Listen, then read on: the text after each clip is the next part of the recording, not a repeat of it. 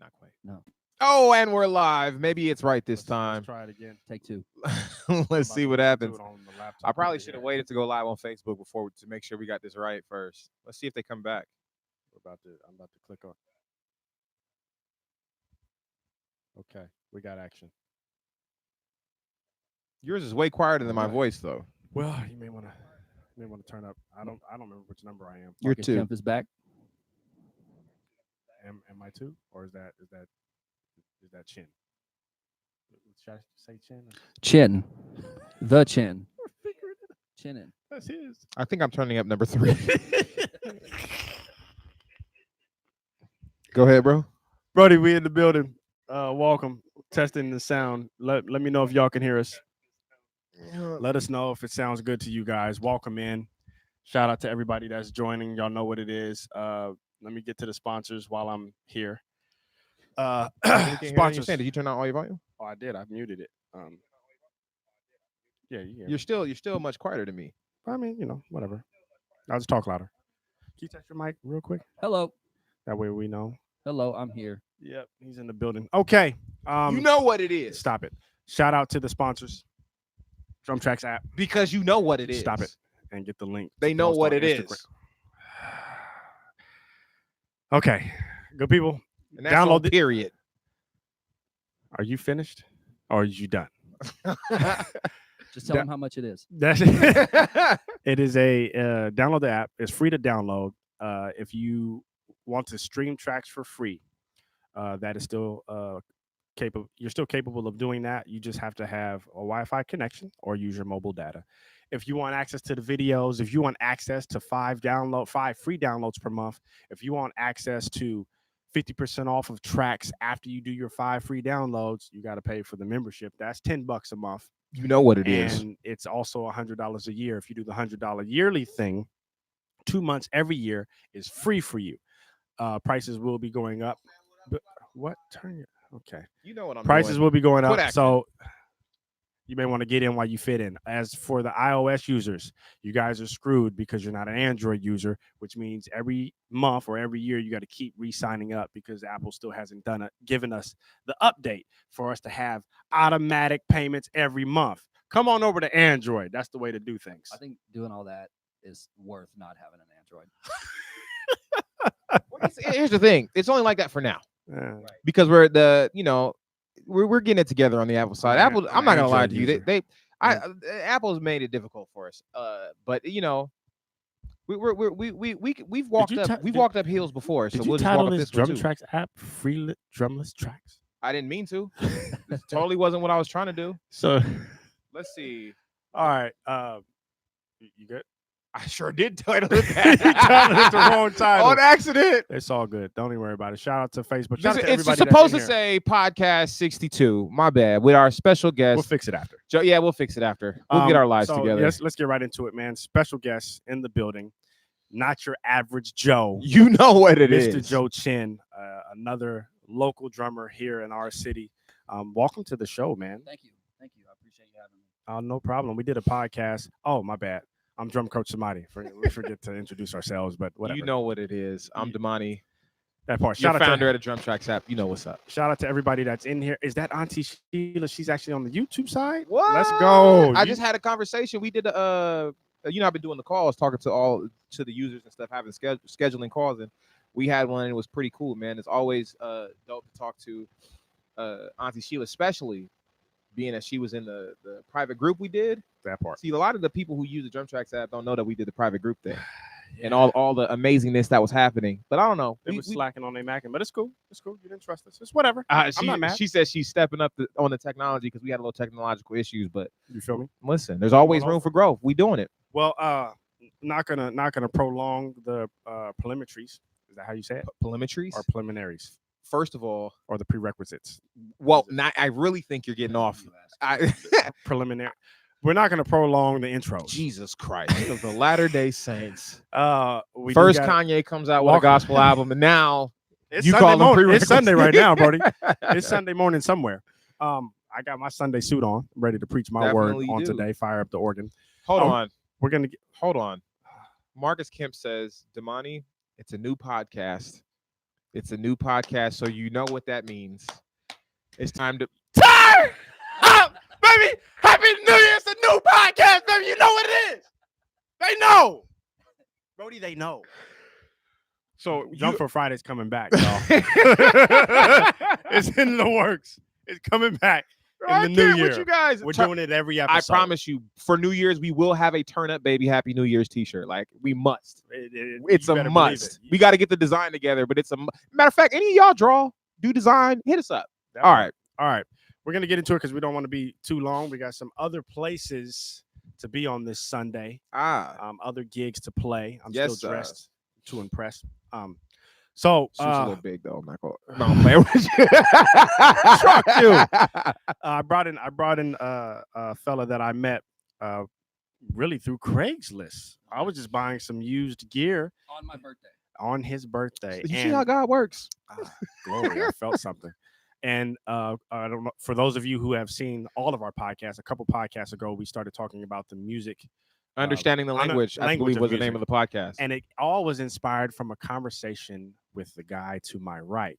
So before we get into all that you have when it comes to talking about music, we want to tell people about yourself. Like, how did you get started with drums and things of that nature? Yeah, and I was thinking about it because I think it was one or two podcasts after the one where you mentioned me.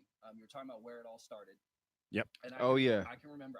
For me, it started in the gymnasium of Sierra High School in Manteca.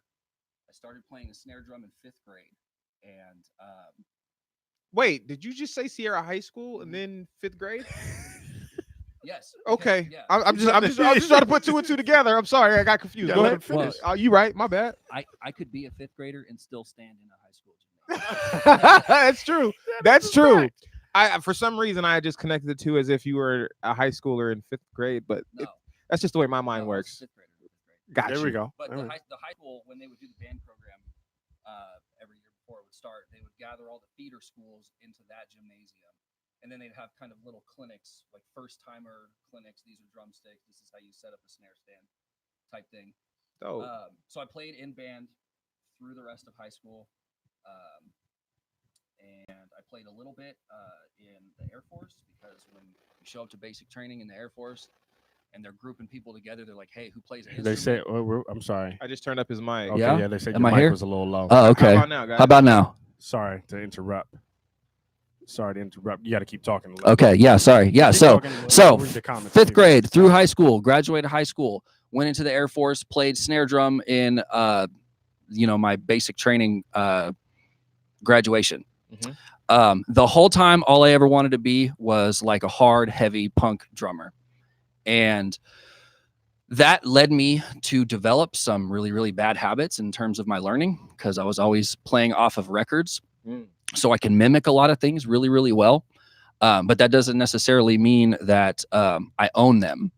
So there's like a lot of concepts that I can easily wrap my head around, like just blazing through paradiddles, for example.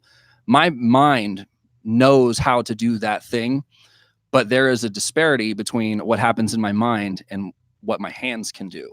So now, 20 years later, I've finally stopped looking at YouTube lessons, and I got a teacher who is Devin Sumner. We had him on the podcast. Yeah, too. D-Sum Drums. Yes, sir. And so we just kind of went back and are now looking at all of the things that I skipped because I overlooked a lot very, very early on. And now, kind of entering my 20th year of drumming, I'm kind of really trying to take an honest look at myself and the things that I can do. Yeah. And there are a lot of gaps. And going back to the beginning, I'm trying to fill gaps. Right. Okay, I have a question on that, and then I'll let you ask Wade. Yeah. Debate. He's going to debate with you because Yeah. that's what he does. Yeah. As a human being, he's always disagreeable with people. But we're going to move right along. We're not even going to bring that part up. So in that, I know it's easy for us or easy to motivate drummers when we bring in people like Eric Moore, who has a big name and he's tours like, yo, look at this guy. He's great. Woo, woo. And it's easy to be motivated by that because look at the gigs he's playing. He's playing in front of a lot of people. He has a lot of great chops, yada, yada, yada. Yes, he does. Okay. So my question, it's easy to be motivated by that, but then also not everybody gets that opportunity. right? Right. To be able to play in front of a lot of people. So you're motivated by it. And then what happens? You go play your local club gig and it's only like 3 people there, and then you're depressed again. Right. So there's Speaking that my aspect. language now. There's that aspect. But as for you being a different drummer from Eric, you're in a place now where you have to start all the way over. You have to Yes. start from zero. Yes. Kind of like those people. It's like, hey, in order to get to the crowd of 20,000 people, you got to start playing in front of 3 people, and that, pay your dues, if Right. you will. How do you stay motivated when you have to go all the way back to the beginning? Because I think that we have some drummers that follow us who have to start over, and it's frustrating. I know I've had to start over, and learning things at that slow learning curve for me, because I'm a slow learner, honestly. It's painful because you got to sit there and do this thing over and over until your body gets it. So how do you stay motivated by starting from the beginning again? I think for me, I noticed a change in like my willingness to just put the noise out of my head and put a stick on a pad. All kind of changed when I changed my attitude about myself as a drummer. So like you were just saying, like you used the comparison to Eric Moore. I'm not a name in drumming. I don't plan on ever being a name in drumming. And I've kind of accepted now that I'm a hobbyist, and that is okay too. Yeah. So in terms of motivating myself, it comes in lightning rods, like all throughout the day. I could be at my desk and hear something and, want to play that. But motivation for me. So a second ago, I mentioned putting all the noise out of my head and focusing on putting a stick to a pad. But I also use that as a therapy to the noise that is in my head. So, for example, if I'm like revved up about something and I'm pacing all around my apartment, or even just sitting there watching water boil because I'm cooking something, and if I walk away, it'll boil over. I use that time too. So I will bring my pad into the kitchen and use that time where my mind is distracted, because putting a stick to the pad forces me to stay in one place. And if it kind of keeps you present. If I don't have that in front of me, I will wander all around the house. And I found that I spend the amount of time that I spend thinking about playing drums does not equate to the time that I spend playing drums. It's quiet. I think I'm sorry I cut you off. That's all right. I think there's a lot of people who have a similar story to yours, right? Which is exactly why I wanted to bring you in here. Not everybody has a similar story to Eric, who played drums his entire life. One of our big homies, right? Yeah, been good 2 years old. 5. 2 years old. Bro, just murdering. I think there's a lot of people who are hobbyists or at that place of trying to figure out, will they accept the fact that, hey, I will never be as big as Dave Weckl. I'll never be as, you know what I mean? Or to just say to themselves, it's not my goal to be that big. Right. Like, to me, the beauty in what you said to me about being a hobbyist doesn't mean that you're not trying to grow at the craft. Yeah. I actually don't look at you as a hobbyist. See, I told you he's going to be disagreeable. I told you that. All right, it's your show now. I'm done. I asked my one question. I'm done. I actually look at you, based on what you just said, as an artist that's in process. Just because you're not, nice way of disagreeing with you, right? Just because you're not trying to say that, hey, my goal is to be a drum great, or my goal is to tour the world playing with all it. No, it sounds like your goal, just for fun, because you love the drums, is to become the best that you can at your own pace, right? With the time that you have. You're not in a rush. You're not racing anybody. This is something that you love. You're an adult. You have responsibilities. You're working a job. You're doing your thing. You got other things you like to do too. Right. However, the drums is one of those things. And that is, because I think when people hear the word hobbyist, they think like, oh yeah, it's just something I do as a hobby. I'm not really trying to be great at it. I just do it on the side. People take it as a reflection of the quality of what you do. Like, I might spend an hour a week building birdhouses, but they might be the baddest birdhouses that you've ever seen. Right. So there's definitely, for me, once I learned, because I mean, I thought that way for a long time too. And once I like accepted I'm a hobbyist, this is a thing that I do, but this does not earn my bread. Right. I started to look at the amount of focus that I was putting into it on a daily basis. And so for 20 years, I tried to play some of the hardest records that I could. And that wasn't as beneficial to me as just sitting down and playing something slow for a very, very, very long time. Right. So it's, to me, it's Go ahead. Disagree. I'm not disagreeing. It's amazing. I really love it, because I think that for someone in your position who have decided, hey, drums are not going to pay my bills, my job or whatever else that I'm doing is going to pay my bills, it takes so much pressure off of trying to get better, and it becomes just fun. Also, when you're trying to make a living playing drums, this is one thing that gets overlooked a lot. That's more career trajectory, and it has a lot more to do with other aspects than just your playing. And most people who play a lot of gigs, trust me, we know. Most people who play a lot of gigs don't practice. Man, they're actually not. Most people who play a lot of gigs are not getting better. They may learn a song. They'll call it tour chops. They're like, oh, these are tour chops. And they don't think themselves of great, because they're like, I got to practice. They say that. Right. And so what you've put yourself in position, and your mindset and your mind frame in position, in my opinion, to actually see exponential growth in your playing, and you're doing it. And I won't be surprised if a year, 2 years, 3 years from now, you're so much better than you ever thought you could have been, or that you ever thought you would have been. Because number one, you're having a good time. Always. Always. Number one, you're having a good time. Number two, there's no pressure. That part. So like I'm only reiterating this because I feel like a lot of people struggle with what you're saying, the acceptance of, hey, I'm not getting paid to do this, but I still love to do this. And to me, that is actually a part of the core message that we push, because we push creativity, art, self-expression, understand. Like, yes, we push practicing, but the idea of why we practice is so that we can put out into the world the creativity that's coming through us. It's not just so that I can say that I'm the best and have this heady ego trip. Right. But it's to say I have developed these skills so that I can actually perform the ideas that I have, I'm trying to convey. So I think that it's where you're at is in your mindset is such a win. And I hope that everyone listening can grasp that kind of thing. Because hey, it may mean you're not getting paid from it. Wow. But that doesn't mean that you can't be amazing or strive to be amazing. Right. And actually maybe even easier to do. And I don't think, like, because I was a kid when I started playing, I was maybe 9 or 10 years old, and I did not see like drums and think there's money in that.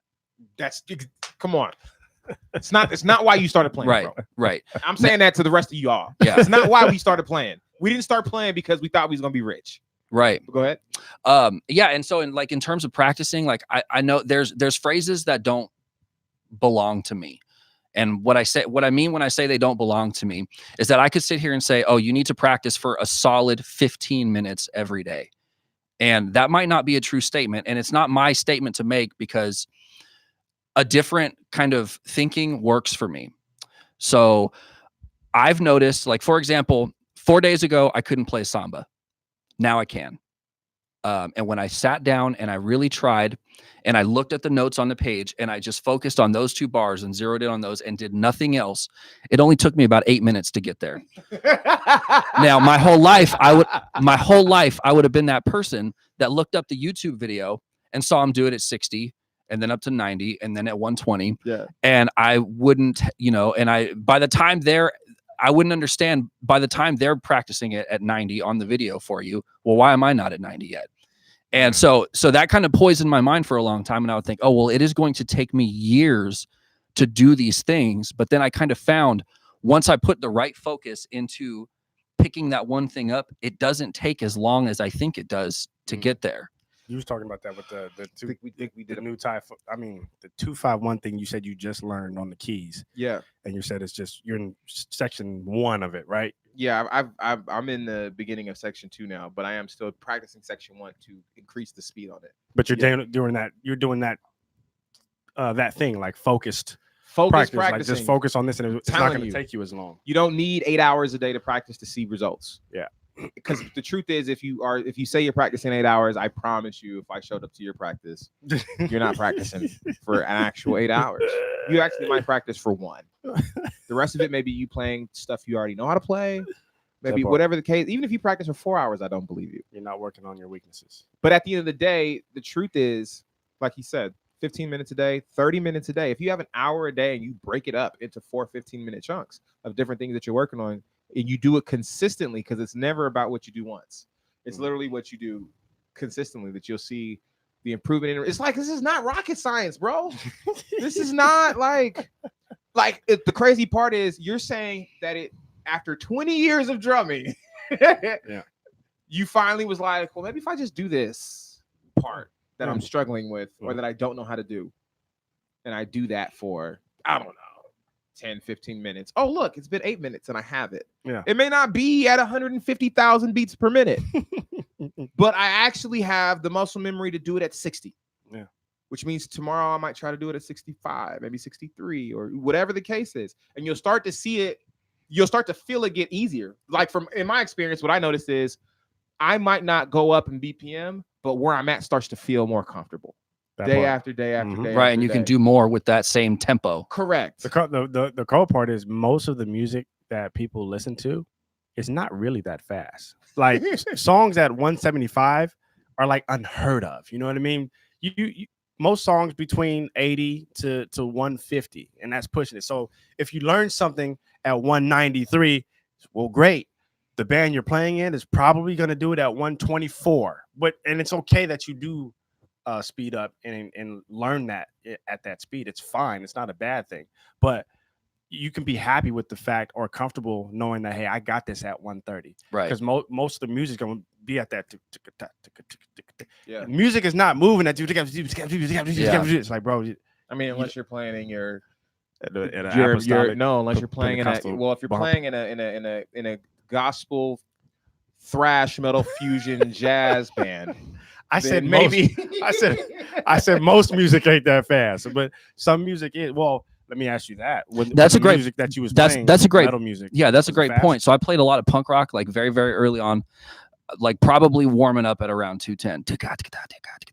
So, but that's not most music. No, that is not. That is a very secular area that I chose because I loved it as a kid. Right. So learning that, like at the forefront of my mind, caused me to skip over a lot of things that if I would have done those things, I would have just ultimately ended up better at what I was trying. Mm-hmm. So the speed thing is another example. So like just because, and we always think of the next like benchmark that you want to reach as being the next like beats per minute, but duck it back. Something might feel good at 140, but doesn't work right at 130. I believe this message has been preached on this channel, but Bishop, you are our guest speaker, so we definitely want you. I don't know if he grew up in church, bro. Did you grow up in church? No, he didn't. He doesn't have to grow up in church to be our guest speaker on you today. Said Bishop, like I went to church in basic training because because there was girls at church.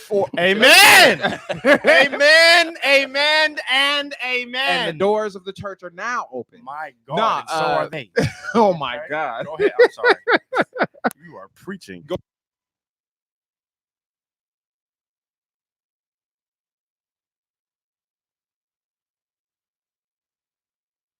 Things don't feel good at other tempos. That's right. And I also know we've talked about it a little bit on this podcast, or a lot of it, whichever you want to say, where drummers who are speeding things up too quickly, it actually sounds bad at 85. So why are you trying 115? Right. And if you can own it at 85, some stuff just feels good at 85. There's music written at 93 beats per minute, and it feels amazing. If you play it at 112, you're gonna be like, bro, why is all plays into though? We did a gig one time. And so you gonna whisper into the microphone like, so look, we did a gig. Yeah, we did a gig one time. It was supposed to be what I set it at, and these guys were like 23 beats slower than what I set it at. I don't know what you're talking about. So we was doing a song called "The Adventure." Sounds like one. Oh my God! First of before we get edited. As a tempo, I set it at record speed. Right. So you already know I'm I mean, like it feels Yeah. bad. You know what I mean? I'm like, yeah. He was playing this song, and the song that we're talking about, it's on our band's EP, Milo Yanti's EP called The Adventure, and that track, the drumless track, is on the app, so you guys can stream that if you want to. However, I have a video of us performing it live. We were in San Francisco, and he played it so fast. It says sound is cutting in and out. Is it?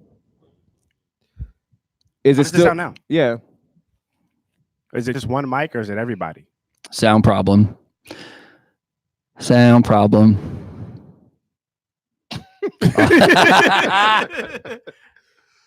He said everybody. Huh. Oh, I see. It's something going on over here, bro. No, that's giving us. We should be good though now. Oh, it's good now.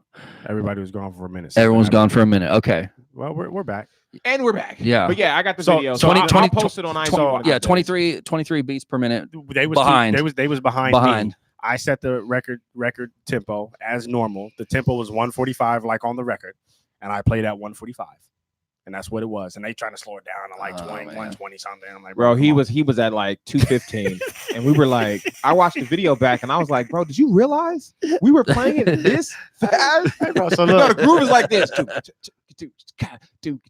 When you watch the video, it was like, no, it ain't. No, it ain't. Listen. I was like, yo, Listen. it doesn't even feel good. I edited the video and posted it on Instagram. It is at record speed. That's what I can tell you. But you slowed it down. It's at record speed. It's at 145. I mean, naturally you don't be dead on. You go up and down, about 2 to 3 BPM. But I was nowhere above 147.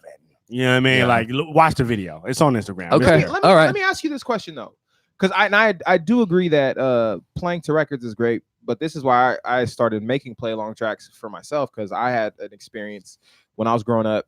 We played at church, Right. And I was playing along to a record that we were going to be performing at church, right? And I had been practicing to it for a long time, and I thought I was killing this record. I thought I had it down. I had the chops down. It's and funny how it everything, feels the like groove. that, huh? It really does, right? You're convinced, Yeah. actually. I was convinced that I had it. And I went to rehearsal like, man, can't wait to get in. I walked up to the kid with all of the confidence and swag on my face. And when I sat down on the kid and we started the song, by the time the verse got there, I realized this. Why do I feel like I'm on roller skates? Why do we not feel like? So my first thought was like, it's the organist's fault. It can't be me, right? I've been playing this record all. But what I realized was I didn't have it like I thought I did. Mhm. The drummer on the recording was anchoring everything that I thought that I was holding down. He was anchoring the feel and all the chops and making sure I landed on the one, because I could hear everything that he was doing while I was doing it. It's like tracing. You know what I'm Right. saying? It's like tracing on a piece of paper. Now that your thin piece of paper that's over the picture that you're tracing is gone, draw it, and it just was crooked lines and colored all outside the lines. It was terrible. So I started making drumless tracks to practice playing stuff without those training wheels. But there were things that I learned from the recordings that I listened to that I was able to translate to other music, that I still translate to other music today. And I'm wondering, in your experience, do you feel like you had trouble doing that because of the style of music that it was? Like maybe some of the things that was happening in punk rock may not have been transferable to, I don't know, a cover band gig or whatever. Or what were you trying to transfer it to? Well, I wouldn't say. I would definitely say that something can be pulled out of anything and placed somewhere I else. agree. For me, myself, I was very close-minded about it. So the first time around, you guys were talking about, I think you said it was your brother who got kind of like immersed in Haitian. It was a Haitian? No, it's Mexican culture. Mexican culture, sorry. So which is what I did with punk rock, but I put up walls around it too. So like that was all that I was taking in, and I wasn't anything outside of that I was not accepting. So I was kind of like writing a lot of that stuff off because I didn't think that it fit into my closed-minded view of what the world I was a part of. I didn't think that stuff fit in there. So not only did you close off the outside world or the outside world of music to what you were listening to, but you kind of sounds like you locked yourself into I did. Like you created a prison for yourself in that genre of music only. And I created a bunch of rules that I thought existed that really don't. You just did a whole bunch. You just did a whole bunch of stuff in there, didn't you? Yeah, I was. Bro, I'm glad you said that. I think that people in other genres of music are Do doing the same thing. Yeah, And well, they look down upon people, right. because of the rules that they set. Because for this themselves. is real music Yeah, over here. Yeah. Now, keep in mind, I was a teenager while a lot of this was going on, and now that I'm grown and working, and I have my own like full life that I got to take responsibility for. That's kind of changed how I looked at it too, because I'm not like, I don't walk out into the world and like try to get the world to, oh, I see this man as a drummer. I don't try to put that out anymore. Yeah. And once I stopped doing that, I started to feel much more like a drummer. Wow. Because I, like, Interesting. yeah, once those rules that I made up for myself started to melt away, I started to see the utility in things. So if I close my eyes and I play right, left, it sounds no different than if I close my eyes and play right, left, right. Mm-hmm. And the utility that comes from that is it's the same notes, but all of a sudden my left hand is freed up for, to come down on one on the next one, or whatever the case may be. Yeah. I didn't see it that way. I saw it as, these are the notes that need to be played. I need to play them in the right spot that they're played. And that is all that I have to do. And wow. Yeah. It's poisonous thinking that I was guilty of for a very, very long time. Wow. And then kind of that with the advent of the internet and YouTube, because that wasn't there when I was a kid, like not to sound like the old man or whatever, but when I started playing drums, I was not turning. It wasn't there when we started either. I was not turning to the, I mean, I'm sure it was there, but I was not turning to it for drum stuff. Right. Drum stuff was live. It was there, there wasn't like social media that you can go out and find 1,000 drummers and cherry pick the ones. It wasn't like that when we were growing up either. Right. So I was immersed in this world that doing those things that I think now were bad for me, the outside world didn't really see them as what they were. They were just like, oh, this is a good punk drummer, so he's got it figured out. So I was getting positive feedback for this negative mindset that I had, because I was playing the stuff well, and playing it right, but I wasn't learning the words of it all, the nuts and bolts that makes it all work. I was just mimicking. Right. So man, I've had this conversation with a lot of other musicians, and I've heard jazz pianist. I think he teaches at Berkeley now too. Kenny Warner, piano player. I think that's his name. He was saying, it's his name, and he wrote the book too, called Effortless Mastery. You'd probably love it. Yeah, good book to read. But you wouldn't love it. I said he would. I said I would. I was talking to. He's talking about me. So I wouldn't love it. You don't know how to read. Struck you. almost said the real cuss word, bro. You usually cuss when you don't have a comeback. Fuck you, bro. But he was talking about how he has all of these guys that are coming, or he's seen all these guys that are coming out of music conservatories and jazz schools, and they're quote unquote burning right on the piano, on the keys, or on whatever instruments they're playing. He says, but they have no voice. He said they're just mimicking and copying, but there's no real, they can't infuse themselves because they haven't figured out how to communicate their own thoughts, their own ideas. They're just, this was a bird lick that I learned, and so it goes in my solo. Or this was a Oscar Peterson thing that I learned, and so this goes in when I'm, you know what I'm saying, that kind of thing.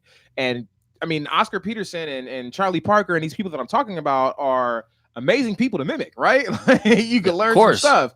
And so they will sound like, oh, they have it all together, when really they have not figured out how to get their own point across, and they don't have their own voice yet. And not to say that they'll never get there, but I think that's what you're kind of referring to. You had the style down. You were able to mimic the things that you've heard on records and play it really well. I do believe for a lot of people that's how it starts, right? Because I look at music like language. And so the process that you're going through, to me, is the same process we went through when we learned how to talk. We listen to people who have been talking around us and were really good at talking, who've been talking for a long time. We listen to them talk all through our infancy, right? Then as we get older, we start copying what they say. This is why it's important that you be careful what you say around children, because they will mimic what you say. And they don't know what goes into it. They don't know what it means. Right. They don't know the connotations behind it. They don't know the history behind the words. They don't know anything. That part. But by the time they're some people 2-ish, almost 3 years old, especially when they're 4, 3 years old, they'll be able to get their point across. They'll tell you when they're hungry. Mhm. They'll tell you if they got to go to the potty. They'll tell you if they're cold or if they're sleepy. They don't know that the subject goes before the verb, but they're already doing it. Right. And they're doing it right. And and they're doing it because they've heard other people use these phrases to get these same ideas across. But by the time they get to school, you're in grammar school, and you start learning what a noun is and what a verb is and what an adjective is. You already know that you're already using these things, but you may not know the nuts and bolts around it. So I feel like the process that you're going through, even though you were in the beginning, or what some may call the infancy stage of just copying for a long time, it's still the natural process of how we learn. Right. You see what I'm saying? I think that we start off mimicking, but I think that it's important that we do get to the place where we actually learn what we're doing, and we know, so we can get our own ideas and express what's in us, right? And that's why I look at music also like language in this way. Nobody thinks about grammar and sentence structure when they're speaking. You're just getting your thoughts and your ideas across. But every now and then, if you're having trouble getting your idea across, you'll reach back into your vocabulary list of something you've learned or a word that you read that really fits to help get your point across. And you'll pull an adjective out of that bag and put it in place where it goes to help get the point across. Yeah. I feel like that happens in music as well. That's why it's important that we do study and learn the things and learn pieces of phrases and things from other people, because that's not to say that you go do it note for note verbatim every time. Like, it's time for a drum fill, I'm finna pull out that Aaron Spears inspired lick that Sticks taught on Drum Fill Friday. Like, that's the one lick everyone pulls out. They don't know none of my other licks that I've taught. They know that one. And they do. I've seen multiple videos that we've been tagged in where they're pulling out that lick. That's the one. My whole thing is, no, you don't have to do that. But if you learn that, then you get the concepts behind it, and then you may use the idea of it to help get your, you know what I'm saying? Yeah. Is that kind of thing. So I feel like the process you're in is still the natural process of how we learn as people. And we've done it in other areas, and now it's just manifesting itself in this area for you. Yeah. And I'm still like, in terms of like breaking up into those areas where I'm kind of playing material that I don't fully have all the way yet, I'm certainly surviving it, but I'm not like having the conversation, so to speak. Like, because if you listen to a person speak and they start getting nervous, they'll either stutter or they'll start using the wrong words because they're just trying to fill that space. Yeah. And that's what that's what I'm still going through now. I still do it now. Is I will put what I know works there, but it's a word I've used 1,000 times before. Right. So we've had conversations, and even like one of the homies, like I said, I've known Eric for a long time. There's things that he's heard me repeat that I've played before. I'm talking about like back in the day when I'm like 16, 17 years old, right? And he'll be like, yo, I noticed that you fill you in your drum fills with this. Mm-hmm. Don't do that no more. And then I'd be like, man, do I really do that? Then I would pay attention and be like, no, I do that. And then it's a challenge to just be like, don't play that. Right. You always play that. Mm-hmm. If you're trying to grow, you have to add something to what you do. Right. You can't just do the same things. So I think that the fact that you recognize it was the game changer, because you are already sitting down at your drums and playing, but you recognize, oh, I feel like this thought, the way that I'm thinking about this is what's killing me. I'm realizing I'm doing these things, and I'm doing all these things because of how I'm thinking about it. Right. And how I've thought about myself as a drummer and how I see myself. And it's crazy that most of us don't really realize that how we see ourselves affects all of this. This is why I said in one of our other podcasts that you have to detach who you are and your self-worth from what you're doing as a drummer, because if you don't, it'll be in the way. You know what I'm saying? Yeah. And so I feel like, man, Stick said I was going to argue with you, but I really am. He argued with you. He debated. The only he thing, disagreed. I don't disagree with any of it. I guess I was just trying to add a different connotation to the word hobbyist. Yeah. Because it doesn't necessarily mean amateur or someone who sucks. You know what I'm saying? And it doesn't mean that. And I'm proud of it now. I take pride in that, because I have a regular day job that I go work that I'm very good at and has given me a good life. Yeah. but I drum too on top of that. Yep. If So- you want, you can just give us $100 a year and have access to the app. Whatever. Go ahead. Okay. Go ahead. Good Okay. life. Good life. Good life. But I got to re-download it every month, don't I? Do you have an iPhone? I do. Not after about a week or so. It should Oh. be that should be All right. fixed. Talk to me in a week. Yeah. Okay.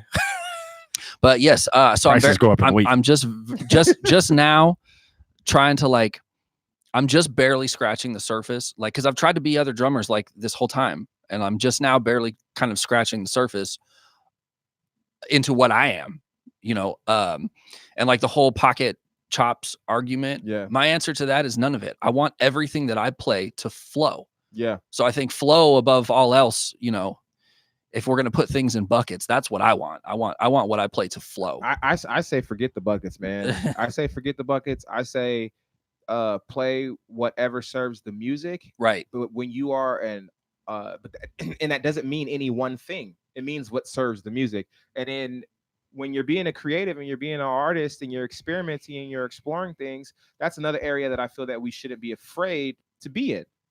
That doesn't mean that exploring doesn't necessarily mean just chops. Exploring doesn't necessarily mean just grooves. Exploring means exploring. It means trying stuff, throwing stuff against the wall. But I think that as musicians and drummers, we're too concerned with doing what's right. But we're talking about art here. That's a human thing. Yeah, I guess so. It just translates. It just Like that's the one question. filters That's into that's music. one of the main questions I get. Am I doing it right? And I'd be like, well, what are we trying to do? Like we have to establish that first. I just Right. tell them they're doing it wrong.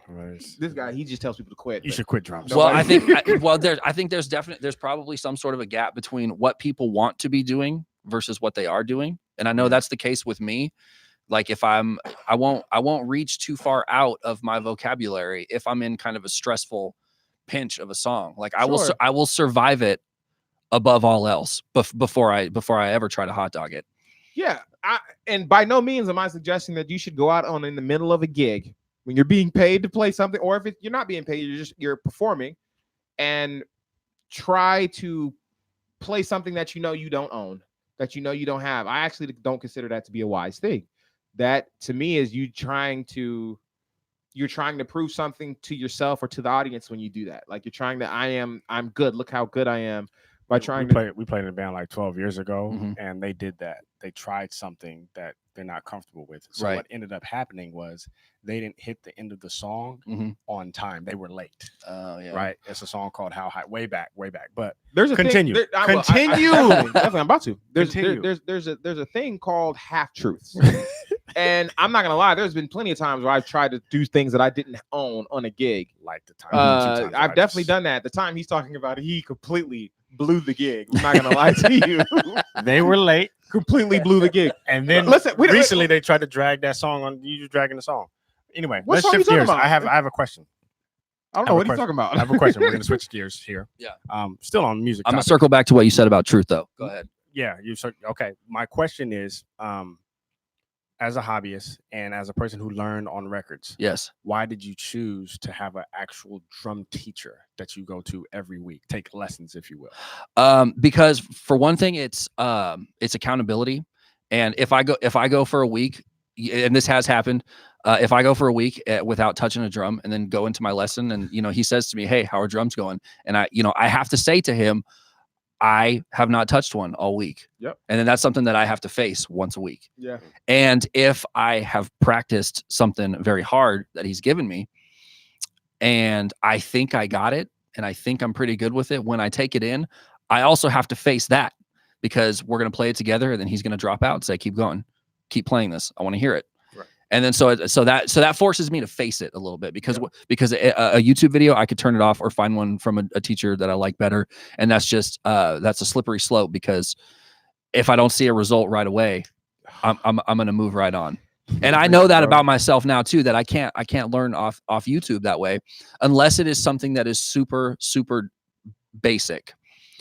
So like I just, and when I say basic, I have not figured out all of the things that I can do with right, left, left. Right. That's something I know. Right, left, left. I could play it with my eyes closed. I could probably play it over and over while having a conversation with you, Yep. but I still have not gotten everything out of right, left, left that I could get out of it. You're definitely out here trying to squeeze the juice out the lemon, and that's a Right. beautiful thing. And one of the things you said that really stuck out to me was how you have to face that. When you said, "Hey, Right. if I don't practice, I show up, I have to face that. If I do practice, I show up and have to face that." To me, that brings up a good point that literally it takes courage to get good at the drums. It takes courage to get good at anything. It's a commitment, and to face the reality of where you are, especially if you've been playing for a while. And you have to face the reality that, hey, I'm not nearly as good as I thought I mean, how many people got the courage to really do that? To evaluate themselves, look in the mirror and be like, yo, I have a self-image of myself that's not reality. You see what I'm saying? Right. And then address that, move forward and become stronger. It's like the guy who goes to the gym and is lifting 300 pounds, but his form is terrible. Mm-hmm. You see what I'm saying? Yeah. You're Like, getting, bro, you might need to adjust your form. It's going to cause you to go down in weight, though, for a while. right. But if you do this, you will be stronger than... Right. So You're surviving it, but you're not you're not getting the value out of it. Instagram drummers, bro. It's quiet in You this see them play place. licks, and you're just like, I want to hear you circle back to whatever I was saying, though. I want to Yeah. So about he's about to tell you you the- lie. the You're thing a liar. the thing Yes. about truth truth. truths He's a and liar. stuff. And the thing about truth is that it does not always belong to you, I think. So for example, I could make the statement, I could say Exactly. I could make I the would like statement. to listen to him. Please. Go ahead. Yeah, listen to him. Your face is loud. You're right still now. talking. Turn his mic down. So I can make the statement, I could say it's hard to be a mother, right? Mhm. Probably universally a true statement, but it doesn't belong to me. Right. It's not my words to say. Sure. And I try to apply that to my playing now in a sense that right, left. I know it. I can play it. It's a true thing that I have, but I don't have everything out of it. I don't, Right. I don't have like a full credibility with right, left, Mhm. if that makes sense. No, I No, understand. you can say like him saying, "Oh, I rushed the song." Those words don't belong to him. You know what I mean? He doesn't own that. You know what I mean? You are correct. I do, yeah. Okay. There's another side of that coin. I wasn't uh, expecting it. All right, we're coming to a wrap. Thank you for coming out, man. Thank you. Appreciate you. Thank you We very can much. talk all day about We music. definitely got to have you back. The Yes. thing I love about having musicians that are not like high profile, because most podcasts have like all of these famous people, but I'm really interested in the journey of people who are in your position, those that we might call regular drummers, right? It's Right. way more relatable in my opinion, Yeah, because our followers are the people who subscribe to us. They're not those people. They're not Ronald Bruner. Like Dave Weckl doesn't know who we are. You know, Right. Benny Greb doesn't know who we are. A lot of people that follow us are just regulars, if you will. I mean, we consider ourselves regular drummers Facts. as well. Right. So it's like we should have more stories and more interviews of regular drummers. yeah. That's more relatable. People who may work a job, live a life, but still love the drums and are still aspiring to be better. It's a beautiful thing. I'm gonna start this new thing. We should have did this on other podcasts with guests, but now when we have a guest, before you go, Yes. you give us your top 5 drummers in no particular order. But if you had a Mount Rushmore, which is really only 4, but we're gonna add a 5th for honorable mention. So top 5 in no particular order. And no particular reason anyway, right? That part. Right. Just Okay. your top And 5. it could just be your top 5 today, because I understand how sometimes it changes. Okay. So I really enjoy all the work of Tanner Wayne. Okay. I'm trying to not reach too high because I love Benny Greb and I love Dave Weckl. That's okay. My first educational video was a Dave Weckl tape, VHS tape. Yes. Which one? One with the mullet? Yes. Yes. Was that the one who was teaching the triple pattern? I mean, back then I'm sure a lot of them had mullets on it. Yeah, but- they But did. for the sake of the time that we have, yes, it was I that have one. DVD. So you're adding those 2 in there. No, Okay. no, So we they get enough love. okay. So we have 1. I mentioned Dave twice and Benny once. So okay, we got 1. Okay. The drummer I was trying to copy for the longest time, his name's Kyle Profeta. Okay. He drummed for a band called Comeback Kid. Nice. And for whatever reason, every record that they ever wrote, I felt like it was always for me. okay. Wow. Drummers out there, write these names down. Yes. Because if you have not heard of some of these drummers, you should be looking up some of these drummers. Yeah. I really like I'm trying to get out of that heavy stuff. No, Who plays funky that I like? Yeah, I don't know, man. That's the thing. And we talked about this when we met. Is I don't have any social media, right? That was my I got so much exposure from that I eventually just had to turn it off because I was watching drummers more than I was playing. Yeah. But I mean, you just search a hashtag drum and see where it takes you. I mean, there's so much out there. Right. I have hundreds of drummers that I love. All right, so you got 3 more you got to choose. Okay. All right. Listen, that was a nice way of prolonging. Yeah, I'm trying, man. 3. Give me 3. You can put Dave and Beanie in just there. Throw 3 in there. No. He's I'm gonna stand by what I said. Okay. Not give them any more love than they already got. What did I say? 3? Or did I say 2? You got 2 of them. You got 2. I got 2 and I got 3 more I got to give you. Okay. 3. All right. Devin Sumner. Just out of respect. Out of respect. He was on our podcast, for those of you who haven't checked it out, interview with Devin Sumner. You two and then myself. There you go. We'll take it. He said that's the easy way out. Well, thank you guys for tuning in. Hashtag all the way through, not just on the live chat, but on the actual comments. For today's podcast, we're not going to go to the comments. I'm sorry. We have to get out of here. Yep. We actually didn't get a lot of comments. I think everybody's been listening. Real talk. Because this man is preaching. But what everybody has not been doing is hitting the like button. 18 people in here, 10 likes. Well, listen, we're gonna do some shout outs though. Shout out to Auntie Sheila, Will the drummer boy 1993. I don't know how to pronounce that. Is it Ilya Malco? Drummer Boy 1993. We said him. Musa, what's good, fam? Christopher Fields, Music Time Space. Listen, we appreciate all you guys. Marcus Kim, Christopher Fields, Charles Gray, Jay Sticks. Yes, sir. Don't forget the Ashton Nelson. Yep. Drums token. Come on. And I'll go to the Facebook side. Shout them out real quick. You know who's on the Facebook side. Jabushis in the building. Shout out to Jabushis Lamar.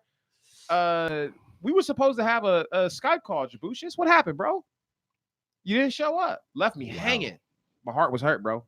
Nah, man. But if you guys are trying to, those of you who missed your Skype call, you can go back to the page, the page that you signed up on, and just pick a different time. Drummer Boy 93 said, "Happy Sunday, fam." Real quick, Sticks, what was the sermon on today at church? Because I got a suit on. So you know good and well he don't know. They said I preached today. Faith without works. Faith. Come on. It is quiet. And he said he didn't grow up in church. All right, we are back. We're back Thursday. Yes, there will be no podcast on Monday. We're back Thursday. So we appreciate y'all, and we'll holla at y'all then. All right, peace out to YouTube. Peace, love, nappy grease. Thank our guest, man. The guy. Thank you for coming out, bro. Appreciate you, fam. You're welcome. Thank you. Bye.